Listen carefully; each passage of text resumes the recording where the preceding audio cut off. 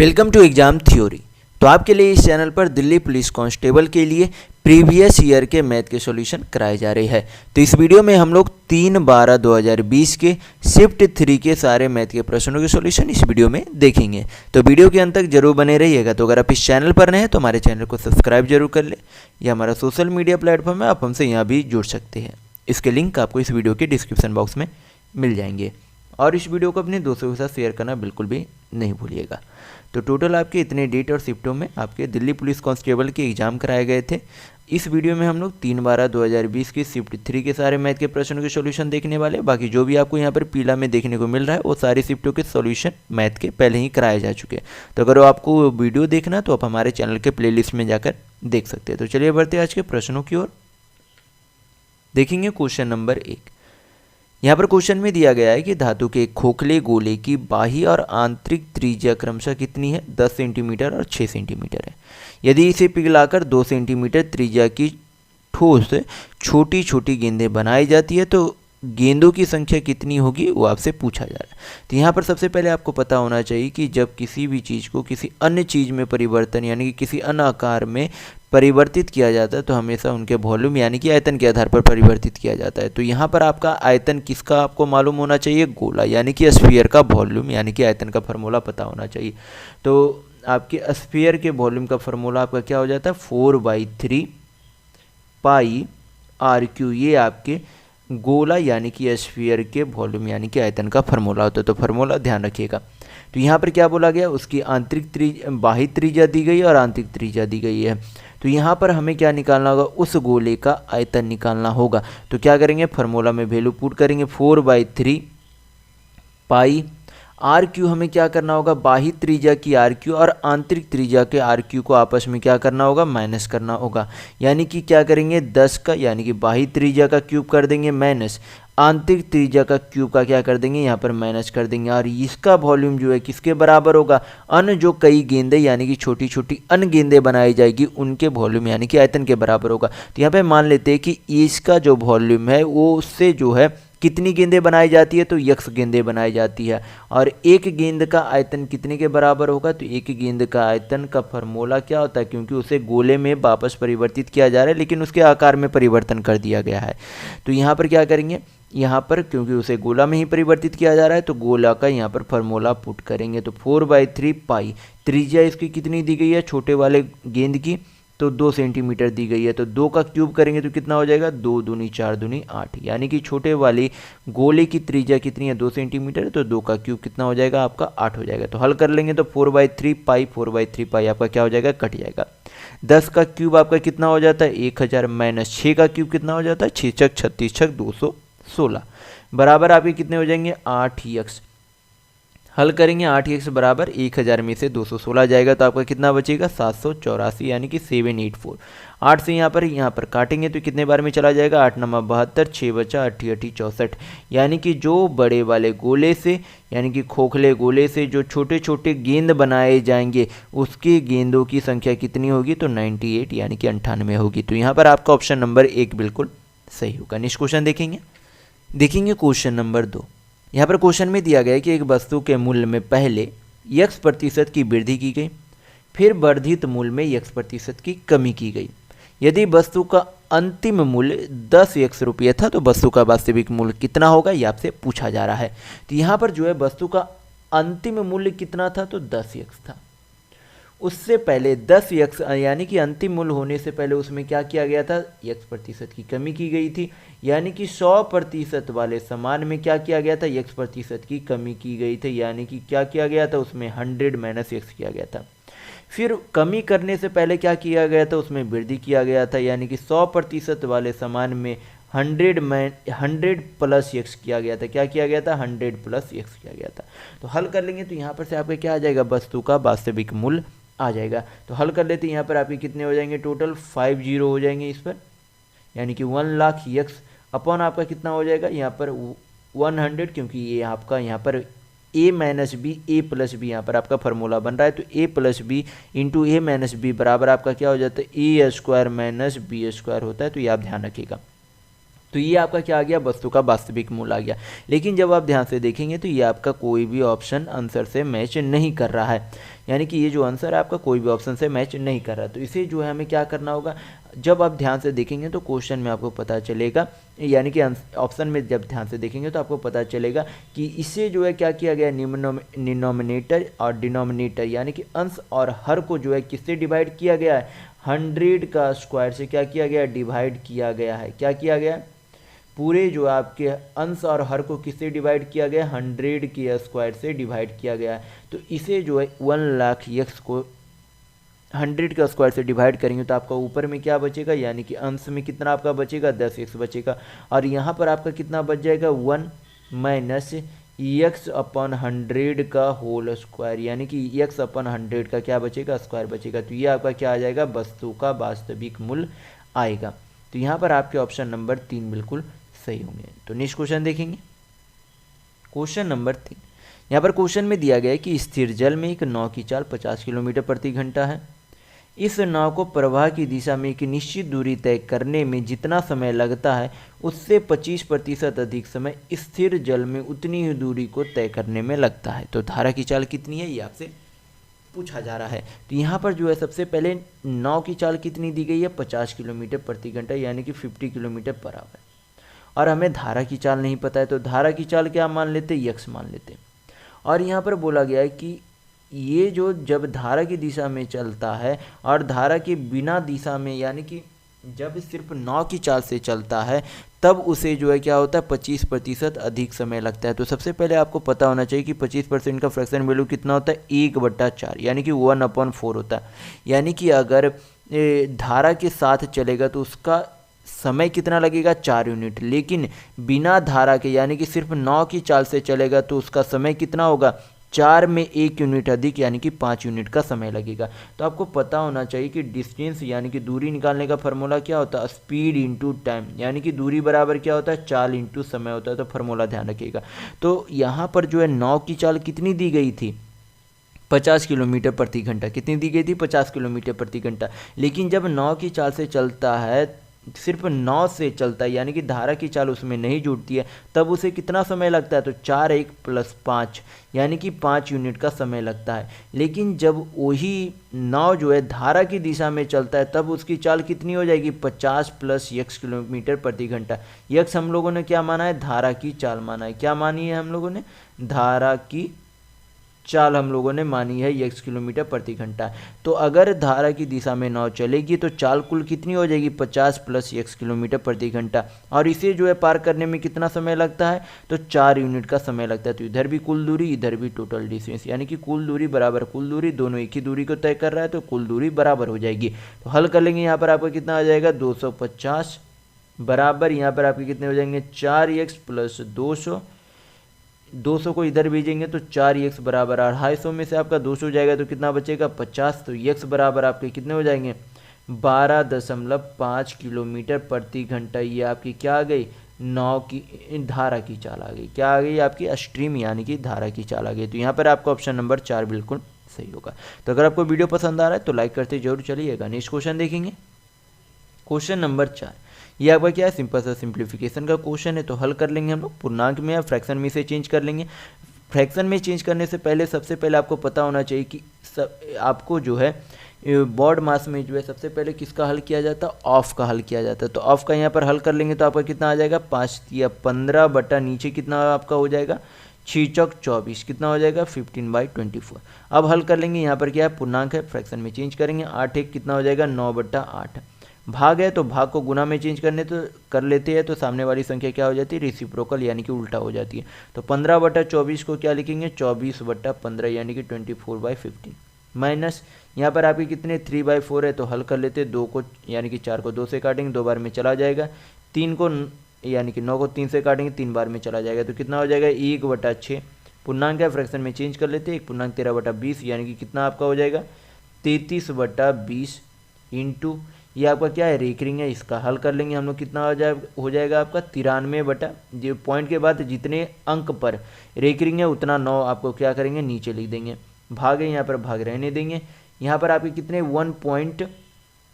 033 पर आपका क्या है, रेकरिंग है। तो इसे जो है इस तरीके से हल किया जाता है। सबसे पहले इसे क्या करेंगे, अलग कर लेंगे। जैसे कि 1.1 प्लस 0.03 पर आपका क्या, 0.3 पर आपका क्या है, रेकरिंग है। तो एक तो आपका यहाँ पर अलग हो गया, इसको क्या करेंगे, हल कर लेंगे। इसे हल करेंगे तो आपका कितना आ जाएगा, यहाँ पर से 3। यहाँ पर रेकरिंग कितने अंक पर है, 1 पर है, लेकिन पॉइंट के बाद तो 2 अंक है। जितने पर रेकरिंग नहीं है उतना क्या कर लेंगे, 0 लिख लेंगे। आगे आपका क्या था, 1 था, तो 1 प्लस 3/90 करेंगे तो आपका कितना हो जाएगा, 93/90 हो जाएगा। कितना हो जाएगा, 93/90 होगा। यहाँ पर आपका क्या है, भाग का साइन है, तो भाग को अगर गुना में चेंज करेंगे तो सामने वाले संख्या जो है रेसिप्रोकल यानी कि उल्टा हो जाएगी। तो 93/20 को क्या लिखेंगे, 90/93 लिखेंगे। क्या लिखेंगे, 90/93। हल कर लेते। 93 से 93 चला गया, 33 से 99 काटेंगे 3 बार में, 1 शून्य से 1 शून्य चला गया। यहाँ पर भी हल कर लेते। 8 से 24 3 बार में चला जाएगा, 3 से 15 5 बार में चला जाएगा। यहाँ पर आपके कितने बच जाएंगे, 9/5 बचेंगे, माइनस 1/6 यानी कि 1/6 बचेगा। और आपका यहाँ पर क्या थे, यहाँ पर आपके प्लस के साइन है तो प्लस यहाँ पर आपके कितने हो जाएंगे, यहाँ पर ऊपर में आपके हो जाएंगे, यहाँ पर आपके 9 कट रहे, तो 3 से 9 भी यहाँ पर काट लेंगे, कितने बार में चला जाएगा, 3 बार में, यानी कि आपका यहाँ पर से कितना आ जाएगा, 3/2। तो यहाँ पर आपके एलसीएम कितने हो जाएंगे, यहाँ पर आपके 30 हो जाएंगे। तो 5 छक 30, 9 छक कितना हो जाएगा आपका 54, 6 पचे 30, तो यहाँ पर 5, यहाँ पर 15 थी, आपका कितना हो जाएगा 45। हल करेंगे तो कितना आपका हो जाएगा 40 और 54, आपके कितने हो जाएंगे यहाँ पर 94/30। 2 से कट रहा है तो काट लेंगे, ये आपका 15 बार में, ये कितने बार में 47 बार में चला जाएगा, यानी कि आपका आंसर कितना आ जाएगा 47/15। ये सिंप्लीफिकेशन का आंसर होगा। तो यहाँ पर आपका ऑप्शन नंबर 4 बिल्कुल सही होंगे। नेक्स्ट क्वेश्चन देखेंगे, क्वेश्चन नंबर 5। यहाँ पर क्वेश्चन में दिया गया है कि 48 व्यक्ति प्रतिदिन 8 घंटे कार्य करते हुए एक निश्चित कार्य को 25 दिन में पूर्ण कर सकते हैं। तो 15 व्यक्ति प्रतिदिन 10 घंटे काम करते हुए उसी कार्य को कितने दिनों में पूरा करेंगे, ये आपसे पूछा जा रहा है। तो कल मैंने इसका जो है फॉर्मूला बताया था कल वाले वीडियो में, अगर आपने देखा होगा तो आपको पता होना चाहिए कि मैंने बताया था कि टोटल वर्क बराबर क्या हो जाता है, man into days into hour, यानी कि आदमियों की संख्या इंटू दिनों की संख्या इंटू घंटों की संख्या होती है। तो टोटल आदमी जो है कितने व्यक्ति काम करते हैं, तो 48 व्यक्ति, यानी कि 48 मैन। कितने घंटे प्रतिदिन काम करते हैं, तो 8 घंटे। कितने दिनों में काम करते तो 25 दिनों में। तो ये आपका क्या हो गया, टोटल वर्क। उसी काम को अब जो है 15 व्यक्ति मिलकर डेली जो है कितने घंटे काम करते हैं, तो 10 घंटे। कितने दिनों में करेंगे वो हमें निकालना है, तो क्या करेंगे, डी से डिनोट कर देंगे। दोनों एक ही कार्य को करते हैं तो टोटल वर्क यानी कि कुल कार्य क्या हो जाएगा आपका, समान हो जाएगा। यहाँ पर क्या करेंगे, इक्वल का साइन दे देंगे। हल कर लेंगे, यहाँ पर से 5 से काटेंगे तो ये 2 बार में, 25 को काटेंगे तो ये 5 बार में। फिर आपका यहाँ पर 2 से 8 आपका 4 बार में चला जाएगा।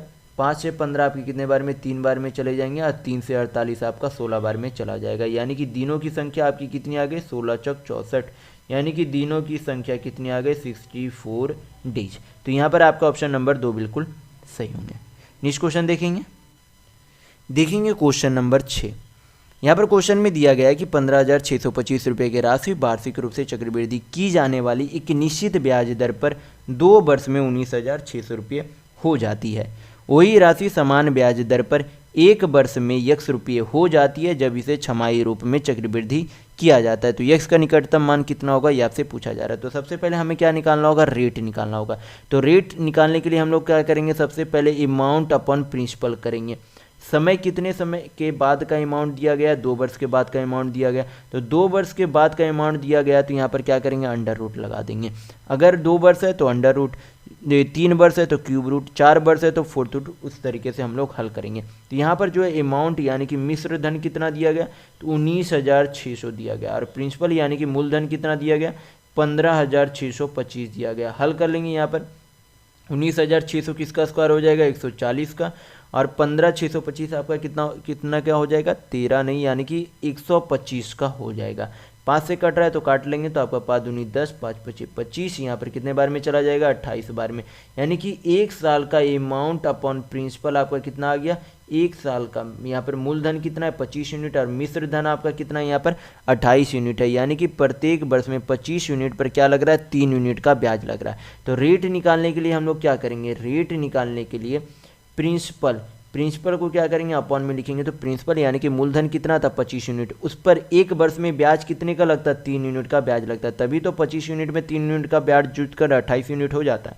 तो रेट निकालना है तो प्रतिशत में भी वैल्यू चाहिए, तो 100 से गुना करेंगे। 25 से 100 काटेंगे कितने बार में चला जाएगा 4 बार में, यानी कि रेट दर कितना आपका आ गया 12%, यहाँ पर क्या आ गया दर आ गया। लेकिन अब जो ब्याज लगेगा वो कैसा लगेगा, छमाही लगेगा, यानी कि हाफ ईयरली लगेगा। तो अगर 1 साल का ब्याज 12% है तो 6 महीने का ब्याज आपका कितना हो जाएगा 6 महीने, यानी कि हाफ ईयर का ब्याज कितना हो जाएगा 6%, कितना हो जाएगा 6% हो जाएगा। तो अब ये जो है 6% ब्याज कितने बार लगेंगे 2 बार लगेंगे। तो 6% का फ्रैक्शन वैल्यू कितना होता है 53/50, यानी कि 53/50 होता है। तो यहाँ पर जो है अब क्या निकालना है हमें मिश्र धन निकालना 1 साल का छमाही ब्याज के दर से। तो यहाँ पर जो है मूलधन आपका कितना था 15,625 रुपये था। 1 साल में ब्याज निकालने यानी कि हाफ ईयरली का ब्याज निकालने के लिए क्या करेंगे 53/50 करेंगे। ये जो है 1 साल में कितने बार चलेगा हाफ ईयरली ब्याज 2 बार चलेगा, यानी कि इसे क्या करेंगे 53 यानी कि 53/50 से 2 बार गुना करेंगे। हल कर लेते 25 से 50 2 बार में, 25 छक 150, 25 दूनी 50, 25 25 125, 25 से फिर काटेंगे ये 5 बार में, ये कितने बार में चला जाएगा 2 बार में। हल कर लेते 53 का स्क्वायर करेंगे तो आपका कितना हो जाएगा यहाँ पर 3 तिया 9, 5 या 15 दूनी 30, 5 पचे 25 और 3 28। इसको क्या करेंगे 25 से गुना कर लेंगे, तो 25 नंबर 225, 2 25 अठी 200, 202 20, 25 दूनी 50 और 20 आपका कितना हो जाएगा 70 अपन क्या हो जाएंगे 2 दूनी 4।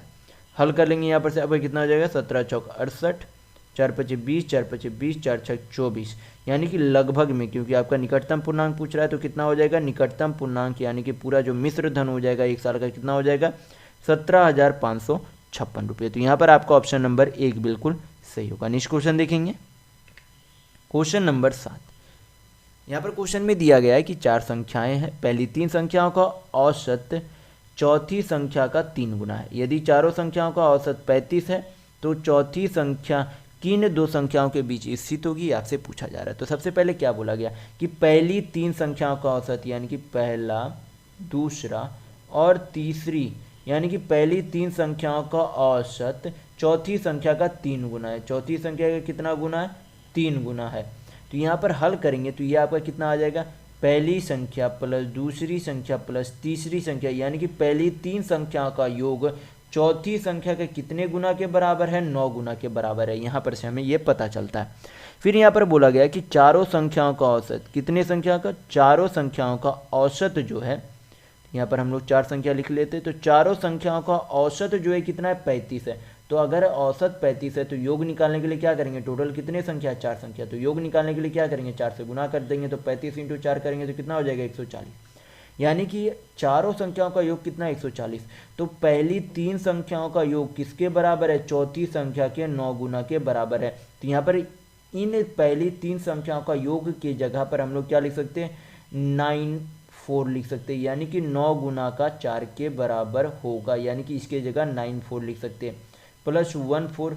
तो टोटल आपका कितना हो जाएगा यहाँ पर टोटल आपके हो जाएंगे 10 कितने हो जाएंगे 10 बराबर आपका कितना हो जाएगा 140, 1 चला गया, यानी कि चौथी संख्या का मान जो है कितना है तो 14 उसका मान है। तो किसके बीच आएगा 12 और 15 के बीच आएगा, यानी कि आपका ऑप्शन नंबर 4 बिल्कुल सही होगा। नेक्स्ट क्वेश्चन देखेंगे, क्वेश्चन नंबर 8। यहाँ पर क्वेश्चन में दिया गया है कि 2 पूर्णांक संख्याओं के बीच का अंतर 2507 का अंतर है। जब बड़ी संख्या को छोटी संख्या से भाग दिया जाता है तो भागफल 9 और शेषफल 11 प्राप्त होता है। तो उनमें से बड़ी संख्या कौन सी है ये आपसे पूछा जा रहा है। तो यहाँ पर जो आपको बेहतर तरीके से समझने की ज़रूरत है कि यहाँ पर जो अगर एक संख्या यानी कि छोटी संख्या यक्स मान ले, छोटी संख्या अगर यक्स मान ले तो बड़ी संख्या क्या हो जाएगी, बड़ी संख्या आपकी 2507 प्लस यक्स हो जाएगी। कितनी हो जाएगी, अगर छोटी संख्या यक्स है तो बड़ी संख्या 2507 प्लस यक्स हो जाएगी। तो अगर यहाँ पर क्या बोला गया बड़ी संख्या और छोटी संख्या से, यानी कि बड़ी संख्या आपकी कौन सी है 2507 प्लस यक्स। तो बड़ी संख्या को किससे डिवाइड किया जाता है, छोटी संख्या से डिवाइड किया जाता है। तो इसका भागफल कितना आता है 9 और शेषफल कितना आता है 11। तो इसे हल करने के लिए क्या करेंगे 9 × x + 11 करेंगे तो क्या आ जाएगी आपकी संख्या आ जाएगी, और संख्या आपकी कितनी है 2507 प्लस यक्स है। हल करेंगे यक्स इधर आ जाएगा तो आपका क्या हो जाएगा 8x, 11 उधर भेजेंगे तो माइनस हो जाएगा, तो क्या हो जाएंगे आपके 7 4 11 यानी कि 2496 हो जाएगा। 8 से काटें कितने बार में चला जाएगा, 8 4 24, 8 1 8 दूनी 16, यानी कि यक्स का वैल्यू कितना हो जाएगा 312, यानी कि जो छोटी संख्या है उसका वैल्यू कितना है 312। पूछी कौन सी जा रही है, बड़ी संख्या, तो बड़ी संख्या कौन सी थी 2507 प्लस यक्स, तो 2507 क्या करेंगे 312 में जोड़ देंगे, कितना हो आपका हो जाएगा 7 2 9 1 5 3 8 2, यानी कि 2819 आपकी क्या हो जाएगी बड़ी संख्या हो जाएगी। तो यहाँ पर आपका ऑप्शन नंबर 3 बिल्कुल सही होगा। नेक्स्ट क्वेश्चन देखेंगे, क्वेश्चन नंबर 9। यहाँ पर क्वेश्चन में दिया गया है कि एक निश्चित राशि समान वार्षिक साधारण ब्याज दर पर 4 वर्षों में 10,220 रुपये और 7.5 वर्षों में 12,775 रुपये हो जाता है। वह राशि और ब्याज दर का मान क्रमशः कितना होगा, ये आपसे पूछा जा रहा है। तो यहाँ पर सबसे पहले हमें क्या निकालना होगा, 1 साल का साधारण ब्याज निकालना होगा, तभी हम लोग प्रिंसिपल यानी कि मूलधन और रेट भी निकाल पाएंगे। तो यहाँ पर किस तरीके से निकालेंगे, सबसे पहले अमाउंट यानी कि मिश्र धन का अंतर कितना है, तो 12,775 माइनस 10,220 माइनस करेंगे तो कितना हो जाएगा 5, फिर आपका 5 7 में से 2 गया 5 और यहाँ पर कितने हो जाएंगे 2। ये कितने समय का जो है ब्याज है आपका 5 5 2 7 5 2 7 सही है। तो ये आपका कितने समय का ब्याज है, तो ये क्या करेंगे समय को भी माइनस कर देंगे और क्या करेंगे जो आपके अमाउंट यानी कि मिश्र धन का अंतर आया उसे क्या करेंगे समय से डिवाइड, समय के अंतर से डिवाइड कर देंगे। तो 7.5 वर्ष में से 4 वर्ष घटाएंगे तो कितना आपका आएगा 3.5 वर्ष आएगा। इसे पूर्णांक को फ्रैक्शन में चेंज करेंगे तो कितना हो जाएगा 7/2, 2 आपका कहाँ चला जाएगा ऊपर, 7 से काटेंगे कितने बार में चला जाएगा 7 21, 4 7 42, 7 5 35, यानी कि 1 साल का ब्याज कितना आ जाएगा 36 दूनी 72 1 73, यानी कि 730 रुपये आपका क्या आ गया 1 साल का ब्याज आ गया। लेकिन यहाँ पर 10,220 रुपये में क्या जोड़ा गया 4 वर्ष का ब्याज जोड़ा गया है। तो अगर हमें मूलधन यानी कि प्रिंसिपल निकालना है तो क्या करना होगा, इस अमाउंट में से 4 साल का मिश्र धन 4 साल का आपका ब्याज जो है क्या करना होगा माइनस करना होगा। तो 4 साल का ब्याज आपका कितना हो जाएगा, यहाँ पर से 1 साल का ब्याज अगर 730 रुपया तो 4 साल का ब्याज कितना हो जाएगा, तो 0 4 3 12 7 4 28 1 29, यानी कि 2920 रुपया आपका क्या है ब्याज है, कितने में से 10,220 रुपये में से, तो माइनस करेंगे तो 0 0 आपका यहाँ पर 9 3 12 यहाँ पर 7, यानी कि 7300 रुपया आपका क्या आ गया मूलधन आ गया।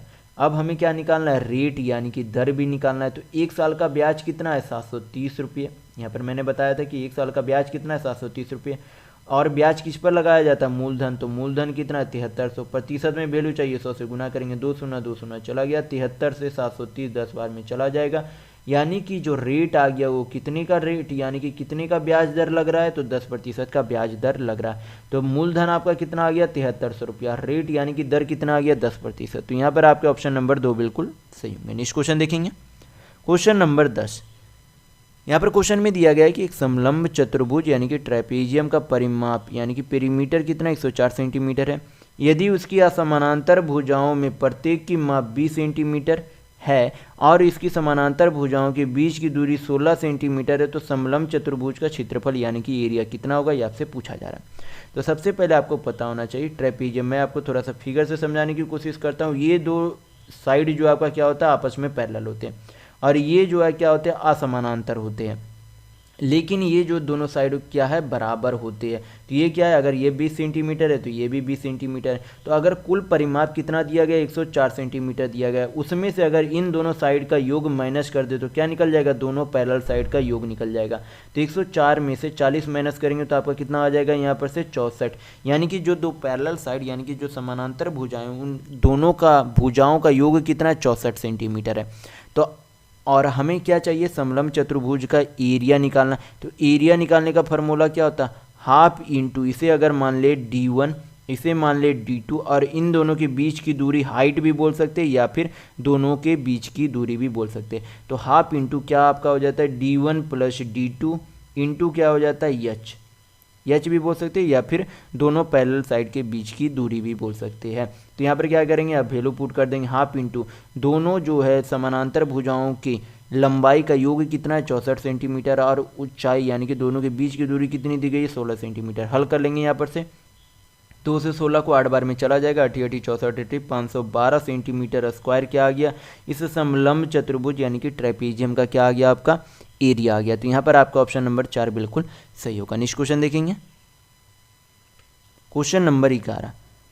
यहाँ पर क्वेश्चन में दिया गया है कि एक वस्तु का अंकित मूल्य 1200 रुपये है। एक सेल के दौरान इस अंकित मूल्य पर 20%, 16% और x% की 3 क्रमिक छूटें दी गई है। यदि वस्तु जो है 685.44 रुपये में बेची गई तो x का मान कितना होगा, ये आपसे पूछा जा रहा है। तो यहाँ पर जो है सबसे पहले हम लोग क्या करेंगे, यहाँ पर 1200 रुपये क्या है, वस्तु का अंकित मूल्य है। 20% का फ्रैक्शन वैल्यू कितना हो जाएगा आपका 1/5, यानी कि 5 यूनिट की कोई वस्तु के दाम को 1 यूनिट कम यानी कि 4 यूनिट में बेचा जा रहा है। उसी तरीके से 16% का फ्रैक्शन वैल्यू कितना हो जाएगा 4/25, यानी कि 25 यूनिट वाले सामान को 4 यूनिट कम यानी कि 21 यूनिट में बेचा जा रहा है। उसी तरीके से x% का क्या हो जाएगा 100, ऊपर में क्या हो जाएगा 100 - x में बेचा जा रहा है। तो कितने में कुल बेचा गया 685.44, यानी कि पॉइंट हटाएंगे तो नीचे कितना चला जाएगा 100। हल कर लेंगे, x का आपका वैल्यू आ जाएगा, वही आपका क्या होगा आंसर होगा। तो हल कर लेते हैं यहाँ पर से आपके 100 आपका चला गया, 25 से काटेंगे तो 25 चौक 100, 25 अठी 200। फिर आपके यहाँ पर 7 से काट लेते हो तो 7 तिया 21, 7 नमा 63, आपके 5 बच्चे तो 7 सत्ते 49, 7 सत्ते 49, 7 नमा 63, 7 दूनी 14।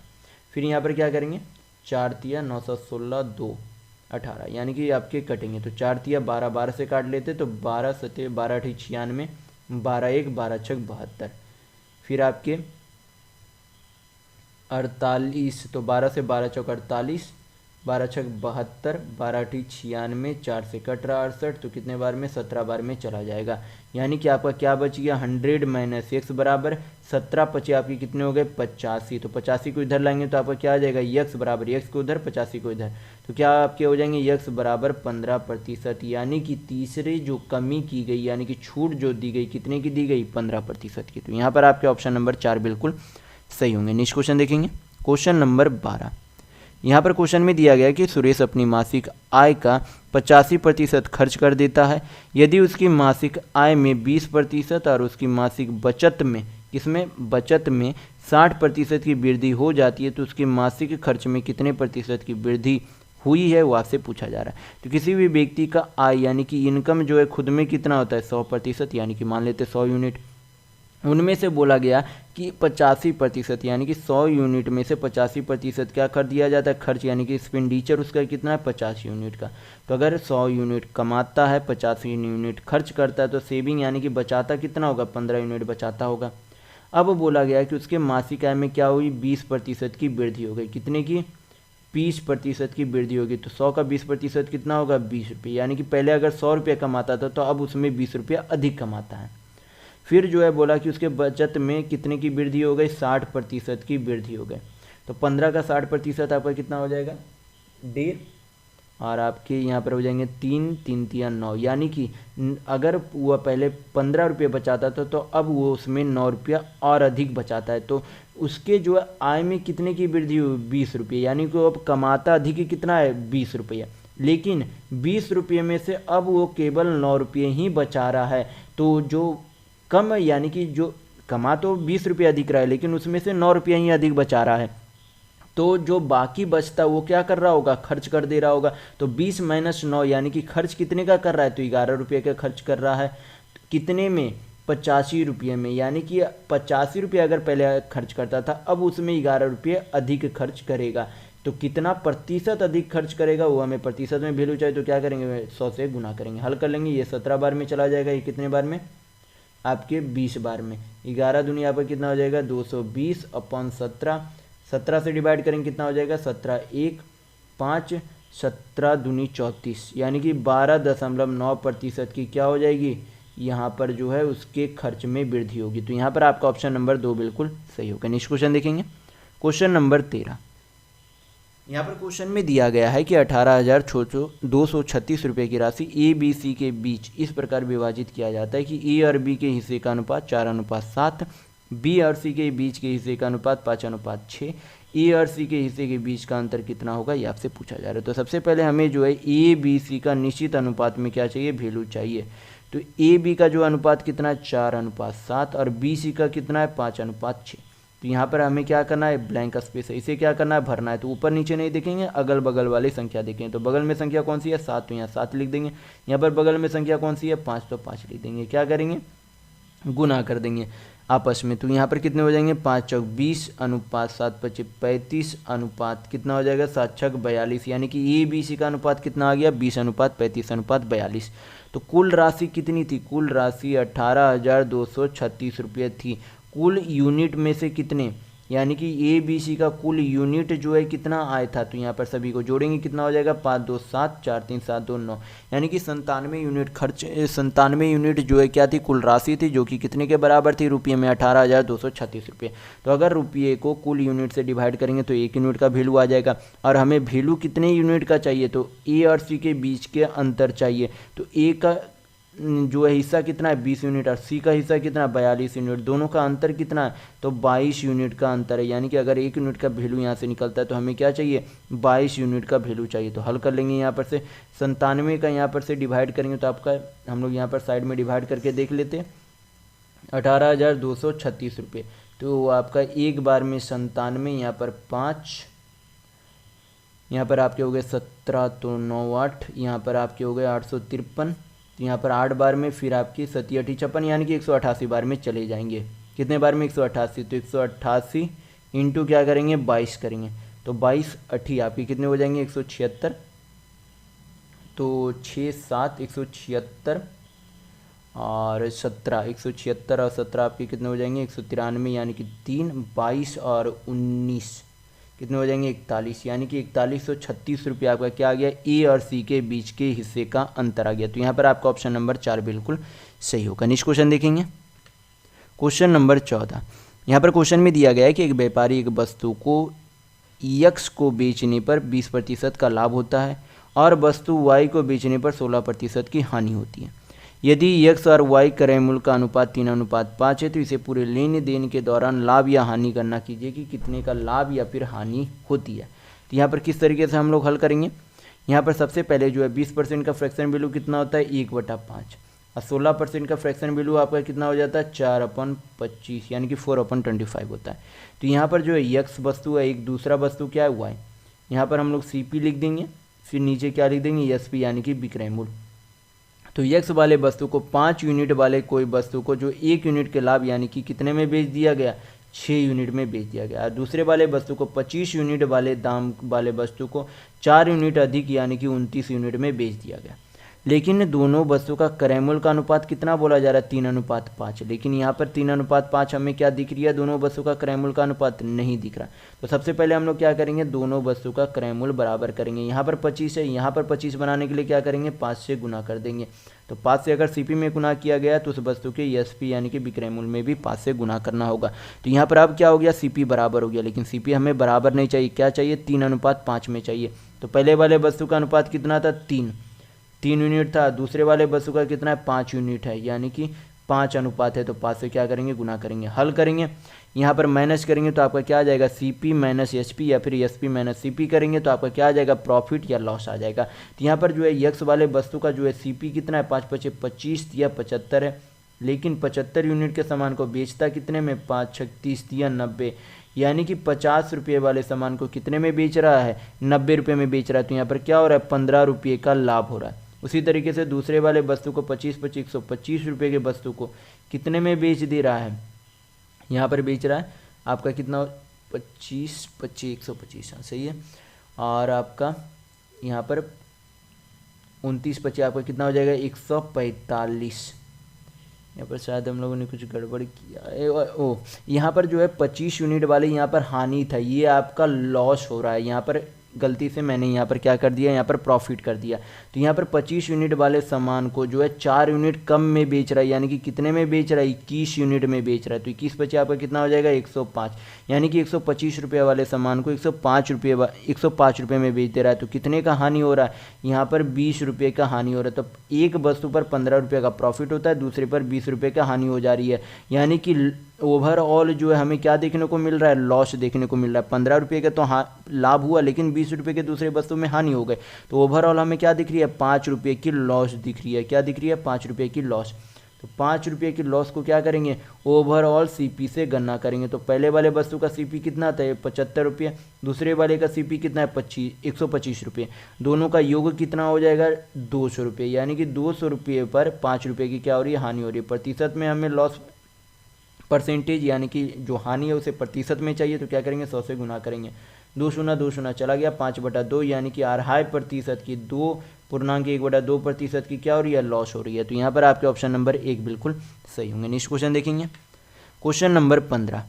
यहाँ पर क्वेश्चन में दिया गया है कि जब एक बड़ी से बड़ी संख्या यक्स से 716, 1837 और 2545 को विभाजित किया जाता है तो प्रत्येक स्थिति में शेषफल y प्राप्त होता है, तो x माइनस वाई का मान कितना होगा, ये आपसे पूछा जा रहा है। तो इस तरीके के प्रश्न को हल करने के लिए जो है क्या किया जाता है, सबसे पहले तीनों अंकों को क्या करेंगे, हम लोग नीचे लिखेंगे 716, 1837 और 25 जो आपका कितना है 45 है। क्या करेंगे, आपस में डिफरेंस यानी कि अंतर निकालेंगे, माइनस करेंगे तो आपका कितना आ जाएगा 1837 माइनस 716, तो कितना आपका आ जाएगा, 7 में से 6 गया 1, यहाँ पर 2 और 11 6 7 2 1 3 11 7 18, ये आपका सही है। यहाँ पर फिर इन दोनों का डिफरेंस निकालेंगे, आपका कितना आ जाएगा, यहाँ पर 8, यहाँ पर आपके 0 हो गए और 25 में से 18 जाएंगे तो कितने हो जाएंगे 7, तो 8 7 15 3 1 4 सही है। फिर इन दोनों का क्या करेंगे, अंतर, इन दोनों का अब अंतर निकालेंगे, कितना आपका आ जाएगा, यहाँ पर 9, यहाँ पर रह गया आपके कितने हो जाएंगे, यहाँ पर आपके 3 2, तो और 25 में से आपके 7 जाएंगे तो कितने बचेंगे 18। अब क्या करेंगे, इन तीनों का जो डिफरेंस आया है, उन तीनों का क्या निकालेंगे, एचसीएफ निकालेंगे। जो आपका एचसीएफ होगा वही आपका क्या हो जाएगा, यक्स का मान होगा, यानी कि यक्स का वैल्यू वो होगा जो इन तीनों संख्याओं का एचसीएफ आएगा।